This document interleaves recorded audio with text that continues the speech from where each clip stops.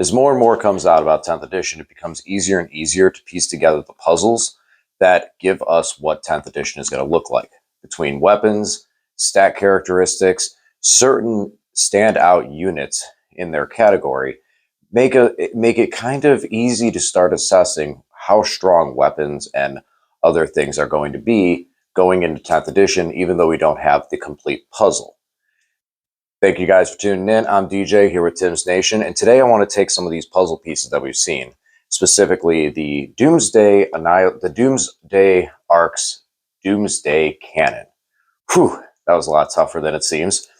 But I want to take this weapon, looking at some of the other data sheets in this edition that we've seen so far, and see how this weapon really could fare up in this edition. And what's the best way to do that? We can run probability. We can talk about numbers. I say, hey, this is a game about dice. Let's roll some dice. So for this, I'm just basically going to have a controlled test.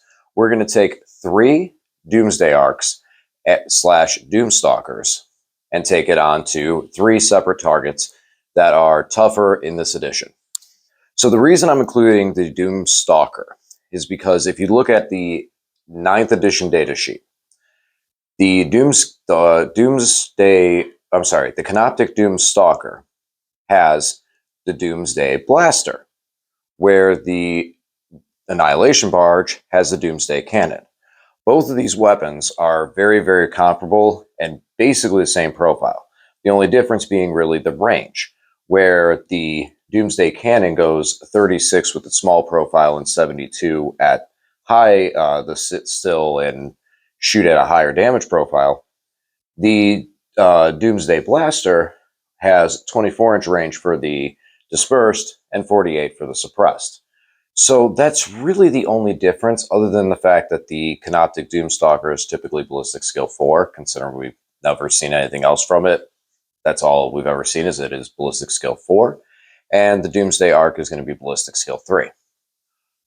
Hopefully, that's what we're going to see.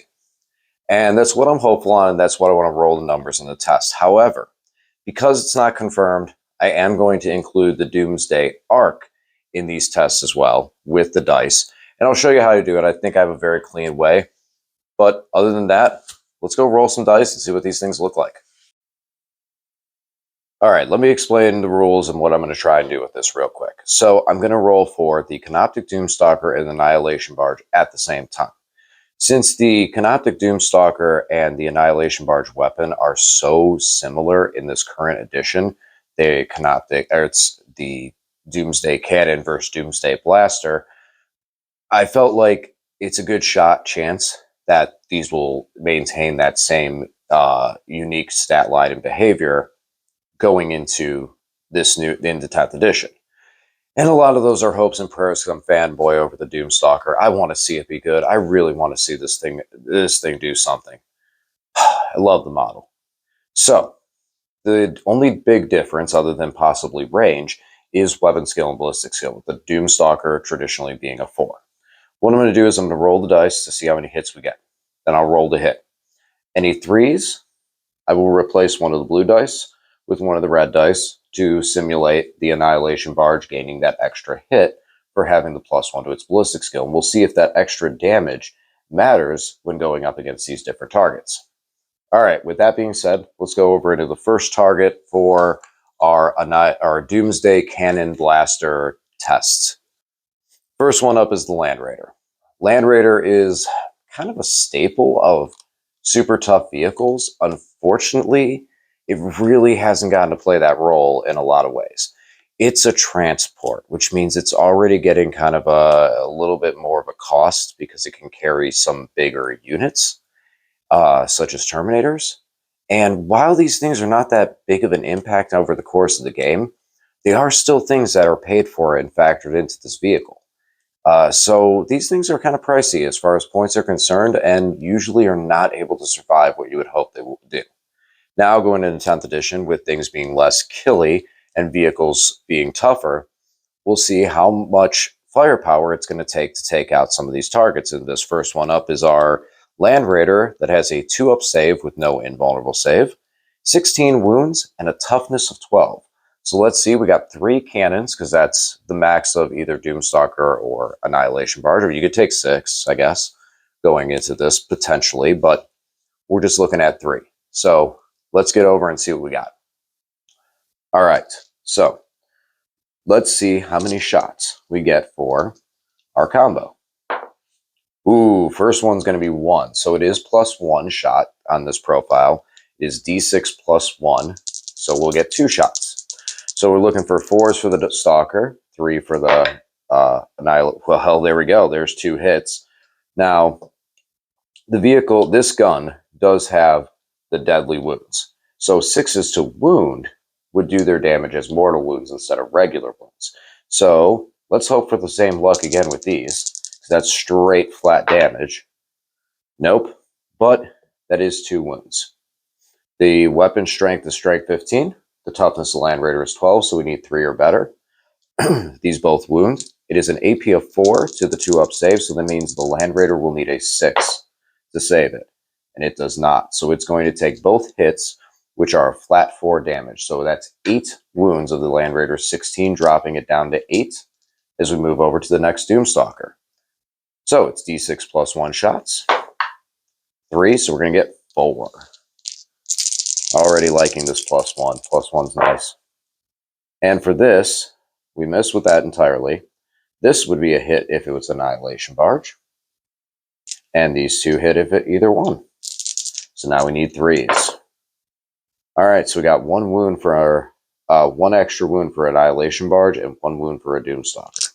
So for the Doomstalker, it fails the save, so it's going to take 4. That means that it's now, for this one, it is going to be down to 4 wounds, because we did 8 before. Now this is a 6 to wound, which means that this wound is done in mortal wounds, so that means Land Raider has no feel, no pain, no way to stop the invulns, so boom. That Annihilation Barge is shot because it was a 6 on that one. Did 4 damage as mortal wounds. Land Raider's gone, baby. So we would probably need that 3rd Doomstalker to kick in its 4th wound to kill it. So we got 3 shots, and this is only the Doomstalker now, because the Annihilation Barge finished at 2. And we'll hit twice, because now we don't need to talk about the Annihilation Barge, because it finished. And wounding on 3s. All right, so we got 2 wounds to go through to the Land Raider. Needs a 6 up to save it. Stops 1, takes 1, so the Doomstalker follows right behind and finishes it up on the last one, doing the final 4 damage to blow it up. So Doomstalker took it out in 3. The Annihilation Barge did it in 2. Not too bad, not too bad. Sad for the Land Raider, but this is what we need to see, is like, are some of these anti-tank guns still tough enough to just pop things off the table? So let's move on to our next tough target. So our next tough target is going to be Canis Rex. His data sheet got revealed with the Imperial Knights teaser, so we got to kind of see what a bigger Knight stat line is going to look like. The Knights dropped 2 wounds, down to 22 wounds. They now have a 3-up, 5-up versus shooting. The invulnerable save does not get conferred during the fight phase, so you can't punch right through the 3-up. However, they will most likely have, at least at a minimal, a 6-up feel no pain. The Canis Rex is also a toughness 12, much like the Land Raider. And so for this test, we're going to consider it at the 6-up feel no pain for the early game when they're not honored yet. All right, let's see how many shots we're going to get here on Canis Rex. Whew, starting off big, 6. So that's going to be +1 for 7. Looking for 4s for a Stalker and 3s for the Annihilation Barge. So here the 3-up matters, as it generates 2 more hits if it's a barge. I'm sorry, arc. And that's going to be that's a big one there too. So the 1 fails, but being strength 15 versus toughness 12, we needed 3s. So first these 2, which come from both if it's a Doomstalker or a barge. 1 saved, because we have a 5-up invuln on Canis Rex. So Canis Rex takes 4 from the Doomstalker. No feel, no pains. He needed a 6, so none of them get stopped. He feels them all. This automatically turns into mortal wounds, so no invuln for that. And we take 4 mortal wounds. Mortal wounds ignore invulns and ignore saves and go right straight to their wound characteristic, but you can feel no pain them. And he's going to stop 2 of them on that. All right. So the Annihilation Barge, or Doomsday Arc, was able to put 6 wounds onto Canis Rex on its first shot, and the Doomstalker only would have gotten 4. So moving on to the second one. Whew, 2 in a row on a 6. That's a little high. Sure, we're going to re-roll that, because I feel like that 2 and back-to-back 6s. All right, well, they're angry. They said, no, we're fine. You don't want a 6, take a 5. All right, 6 shots it is. 1 miss. Both of them, wow, both of them are having a happy day. And we're looking for 3s again. Oh, wow, okay. So, Canis Rex is having a bad day. Canis Rex is about to have a really, really bad day.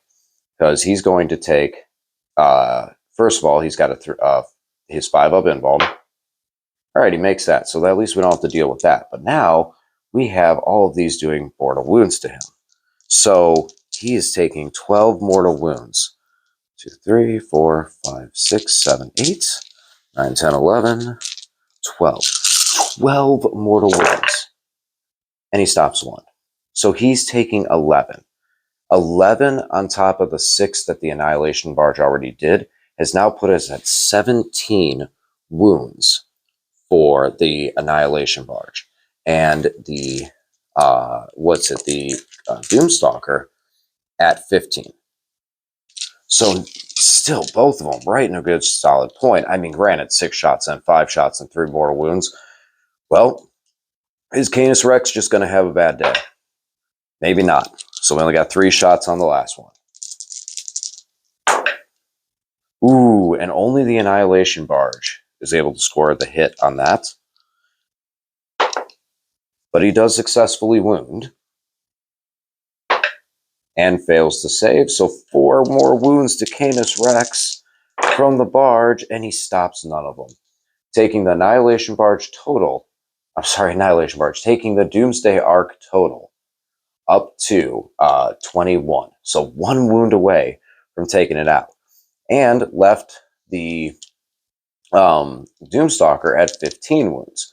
So the Doomstalker wasn't quite able to get as close. I feel like the numbers were a little high, and the Doomsday Arc probably, or the Annihilation Barge probably would. I said it right that time. Doomsday Arc probably would not have taken out Canis Rex, and I think he hit him right there harder than he typically would. I think shave about 6 wounds off of that at least, with some feel no pains and some and a little bit of mortal wounds. But that was tough. That was a lot. 3 6s right in a row. I mean, but that's one of the reasons we're doing that, because like one of my buddies says, that's dice, baby. That's what happens. Moving on to our last target. All right, so our last target is going to be the Keeper of Secrets. Now, the reason I chose him over Be'lakor, or chose it over Be'lakor, is because of something on its data sheet. So the Keeper of Secrets is toughness 10, which isn't going to matter for our strength 15. We're still wounding on 3s. We don't double it. He has a 5-up save, but has a 4-up invuln, so a better odds of stopping our shots from hitting. No feel, no pain on this guy, and he only has 18 wounds. But the key is he's -1 to hit. So this might be the breaking point that makes the Doomstalkers have a rough time if they're not able to get by that with the 5s to hit on the volume of shots that we're putting out. All right, so let's see how this does. All right, so first of the combos, how many shots? 3, that's going to be 4 shots. That's a nice rounded, even start. And we're going to get 3 hits either way. Oh, I'm sorry, yes. So we're -1 to hit, so we need 5s to hit if we're a Doomstalker now, and 4s to hit if we're an Annihilation Barge. So both of them would hit. Looking for 3s. All right, we got 2 wounds. So we got a 4-up invuln on the Keeper. stops one and takes one. So either way, he just took 4 wounds from both the Annihilation Barge or a Doomstalker, either way. Second one's only going to get 3 shots, plus 1 for the shot number of shots. And once again, 2 hits from either one. Doomstalker has come to play. He said, hey, I'm going to keep up with you. Looking for 3s? Ooh, so we got 2 wounds. One of them is going to be straight 4 mortal wounds. So that right there is going to take, that's not going to be no feel, no pain, nothing. That's going to hit. Now we got a 4-up invuln on the other. Hey, and that's saved. Okay, so Keeper's taken 8 and is down to 10. Those mortal wound, that mortal wound there was nice. I feel like this is more of a, we're -1 to hit, and this feels more like what I'm expecting the Doomstalker to look like. All right, last one. Hey, there it is. Like I said, when you say you're expecting what a Doomstalker to look like, that's exactly what you mean right there. But hey, at least we get 2 shots now. So we're looking for the 4s and 5s. Hey, he whiffs. He whiffs at the end. So we did have some good rounds in there. We got 8 wounds through out of the 10. And yeah, so the Keeper does survive. And I think that's probably, I think everything right there looked about right. I feel like that looked about right. And with us still getting the 8 wounds through on the Keeper, I mean, we're hitting hard. We're hitting hard when we hit. Only one of those out of that entire volley did hit the 6th mortal wound. That's fair. So yeah, that was a very well-rounded roll in that, as opposed to Canis Rex taking triple mortal wounds in 1 round of shooting. But that seemed about right on the Keeper of Secrets. And wasn't, now the question is, which side was it not too bad for? All right, so the Land Raider got shot up. The Canis Rex had a bad day. Canis Rex just had a bad day.